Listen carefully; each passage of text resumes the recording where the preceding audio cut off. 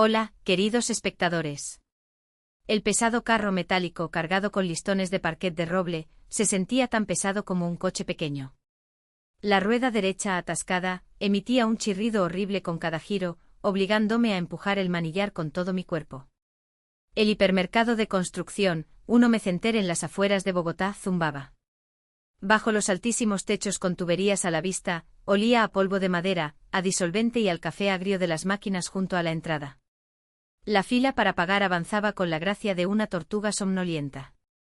El aislante, los zócalos de madera maciza, el pegamento de 2 componentes, enumeraba a Alejandro, moviéndose de un pie a otro.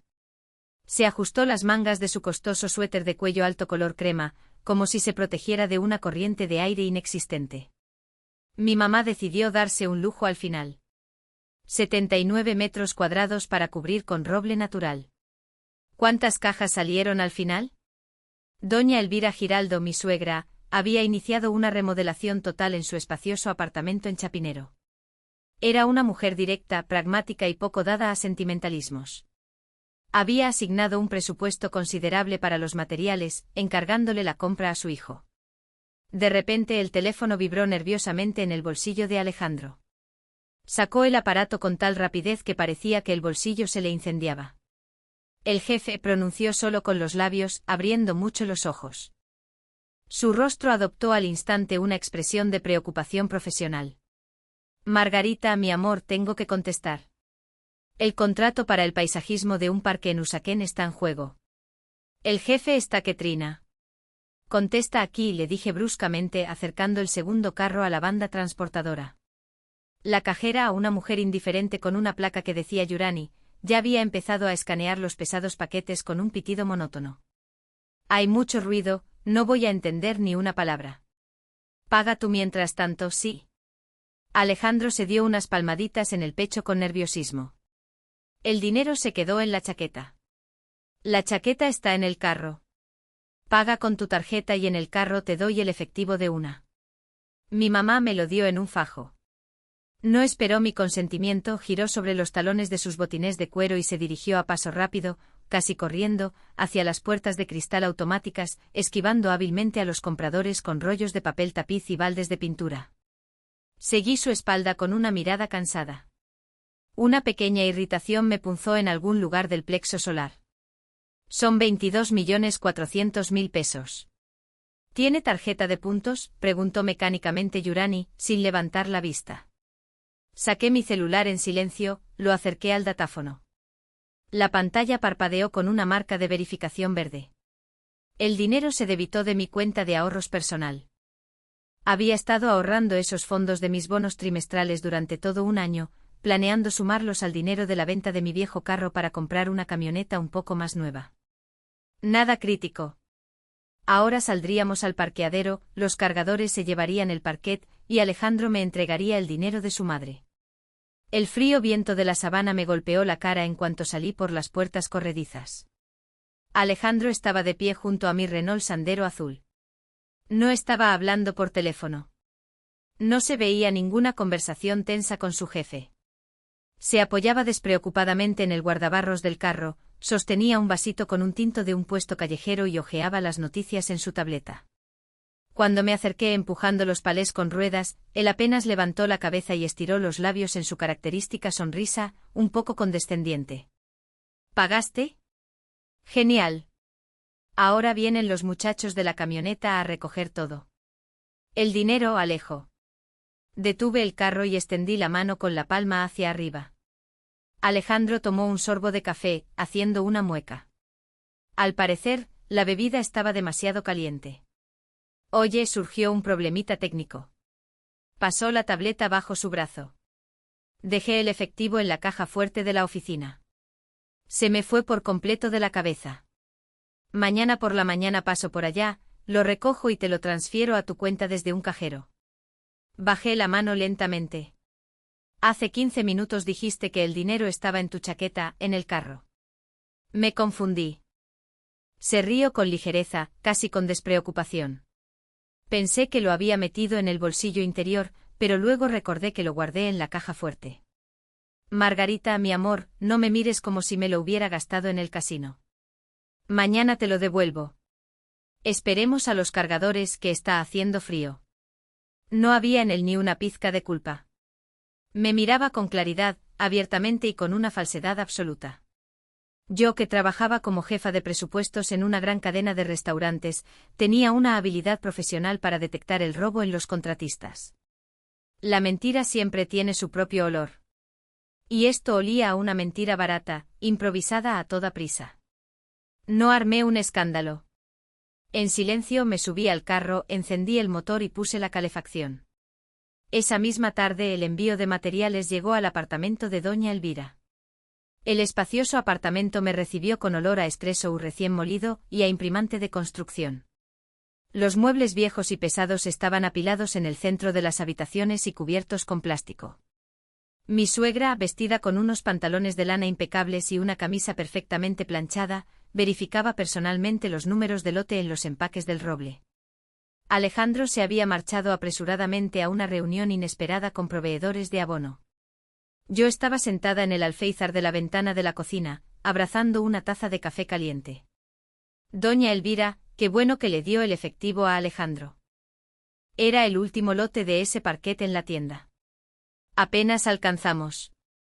Mi suegra dejó de revisar las cajas, cerró lentamente la tapa de su pluma estilográfica. ¿Qué efectivo? ¿Qué tonterías son esas? Un silencio pesado y denso se apoderó de la cocina. Solo se oía el zumbido del viejo refrigerador en la esquina. Doña Elvira se acercó a la mesa, apartó una silla y se sentó manteniendo la espalda anormalmente recta. Margarita, no sufro de demencia senil. Le transferí la suma completa a su cuenta bancaria el martes pasado. 22 millones exactos. Estábamos sentados en esta misma mesa. Abrí la aplicación del banco y le hice la transferencia delante de él. Incluso revisó su saldo y confirmó que sí, que el dinero había llegado. Tomé un sorbo. El café de repente me supo amargo como la bilis. A su cuenta. El martes. Jamás hubo efectivo. Las piezas del rompecabezas encajaron con un chasquido ensordecedor. Alejandro no olvidó el dinero. Simplemente no lo tenía. Me había obligado hábilmente a pagar una compra costosa con mis propios ahorros, después de haber gastado el dinero de su madre en quién sabe qué. Ya veo, dije en voz baja. Por ahora, no compartiría mis sospechas con mi suegra. No tenía hechos, solo emociones. En casa Alejandro se comportó como el esposo ideal. Puso a funcionar la aspiradora robot, cargó el lavavajillas, se quedó un buen rato en la ducha tarareando una melodía de un comercial. Olía a un gel de baño caro y por alguna razón, a un aroma empalagoso y apenas perceptible de crema de bebé con manzanilla. Lo noté cuando pasó a mi lado en el dormitorio. El guión era clásico y nauseabundamente banal. Un adicto al juego, deudas o algo peor. El viernes por la noche Alejandro se fue al partido de fútbol de la empresa. Abrí la tapa de mi computador portátil. Registrar bolsillos y hackear contraseñas de teléfonos era para las histéricas inseguras. Existen rastros digitales que la gente deja abiertos por su propia negligencia. Teníamos una cuenta compartida en Rappi vinculada a su tarjeta. Entré al historial de pedidos, me desplacé hacia abajo. Casa oficina de Alejandro, casa oficina de nuevo. Y entonces mi vista se topó con una dirección desconocida. Conjunto residencial El Remanso, Carrera de los Cedros, número 14, apartamento 802. Los pedidos a esa dirección eran regulares, principalmente los martes y jueves por la tarde. ¿Qué pedían? Pizza, fresas frescas en enero, unos batidos de moda. Abrí el navegador, entré en el portal de mi operador de telefonía móvil. La tarjeta SIM de mi esposo estaba a mi nombre desde hacía 5 años. Solicité el detalle de llamadas, estudié los números. El número más frecuente no guardado en mis contactos. Lo busqué metódicamente en Internet, pero no encontré nada. Luego lo verifiqué a través de una aplicación bancaria, simulando una transferencia de dinero por número de teléfono. Apareció el nombre del destinatario, Angélica V. El sábado por la mañana, Alejandro anunció que iba a una finca en las afueras de la ciudad para revisar un sistema de riego automático de un cliente importante. Se puso una chaqueta impermeable, metió una carpeta con planos en el baúl y se fue. Esperé exactamente 10 minutos, pedí un taxi para no usar mi llamativo Renault azul, y di la dirección del Remanso. El conjunto residencial no hacía honor a su nombre. Edificios de concreto normales, el área completamente llena de carros, pequeñas islas de arbustos raquíticos y barro esparcido por el asfalto. Le pedí al conductor que se estacionara en la esquina del edificio 14, pagué y me quedé sentada en el asiento trasero del taxi, con la capucha puesta. El taxista, habiendo recibido una generosa propina, se puso a ver vídeos en su teléfono en silencio. No tuve que esperar mucho. 40 minutos después, un carro de alquiler conocido entró al patio. Un viaje de trabajo a una finca, claro. Alejandro se bajó del asiento del conductor. Abrió el baúl y comenzó a descargar cosas. Un paquete enorme de 100 unidades de pañales japoneses de primera calidad. Una bolsa con comida para bebés. Una especie de voluminoso tapete de actividades de plástico en una caja de cartón. Del portal salió corriendo una chica joven. Llevaba puesto un abrigo beige enorme sobre un conjunto deportivo de casa. El pelo recogido en un moño desordenado. Se acercó a Alejandro, se puso de puntillas y lo besó en los labios. Alejandro sonrió, tomó las cajas y las bolsas, y juntos desaparecieron tras la puerta metálica de la entrada. Me quedé mirando la puerta cerrada. Por dentro no sentía ni rabia ni histeria, solo un vacío frío y calculador. Mi esposo no solo tenía una aventura, mantenía a una segunda familia. Pagaba pañales, batidos y fresas con el mismo dinero que doña Elvira le había confiado para el parquet. Y cuando se creó el agujero financiero y su madre exigió los materiales, él representó fríamente un espectáculo frente a la caja del hipermercado para cubrir sus problemas con mis ahorros, el dinero que yo había acumulado para nuestro futuro en común. Le había robado a su madre, me había robado a mí. Y todo por la comodidad de su segunda vida secreta. Le di al taxista mi dirección de casa. Durante todo el camino permanecí en silencio, mirando las fachadas grises de los edificios que pasaban. Al regresar, me encerré en el estudio y marqué el número de mi suegra. Doña Elvira, buenos días. ¿Puede hablar? Te escucho, Margarita. Suenas como si estuvieras firmando una sentencia de muerte. La voz de la señora Giraldo era enérgica y llena de vida. Alejandro gastó su $500,000, pero no en materiales de construcción. Me obligó a pagar todo ese parquet con mis ahorros personales. Al otro lado de la línea se hizo una pausa. Luego se oyó el sonido de una silla al ser apartada. ¿Lo gastó en qué? En pañales japoneses y batidos para una tal Angélica en un apartamento en la Carrera de los Cedros. Tiene un hijo allí, doña Elvira. Una segunda familia. El silencio se volvió denso, casi tangible. Esperé. Una suegra clásica habría empezado a defender a su retoño, a acusar a la nuera de ser fría, a buscar excusas. Pero doña Elvira no era clásica. Había trabajado toda su vida en la DIAN, la agencia de impuestos, sobrevivió a los años 90 y no toleraba dos cosas, la mentira y la falta de honradez financiera. Embarazó a una muchachita por ahí y financió ese burdel con mi dinero para la remodelación. La voz de mi suegra bajó una octava, convirtiéndose en un zumbido plano y aterrador. Y luego metió la mano en tu bolsillo para cubrirse el trasero. Exactamente. Pensé que había criado a un hombre, Margarita, pero cría a un ladrón cobarde y miserable. ¿Qué vamos a hacer?, preguntó directamente. Recuperar lo nuestro. El jueves le pagan el bono trimestral por el cierre de proyectos. La suma es de más de 25 millones. Conozco las tarifas de su empresa, yo misma lo metí a trabajar ahí a través de Antonio Eduardo. Esperamos al jueves. Los siguientes días viví como una espía en territorio enemigo.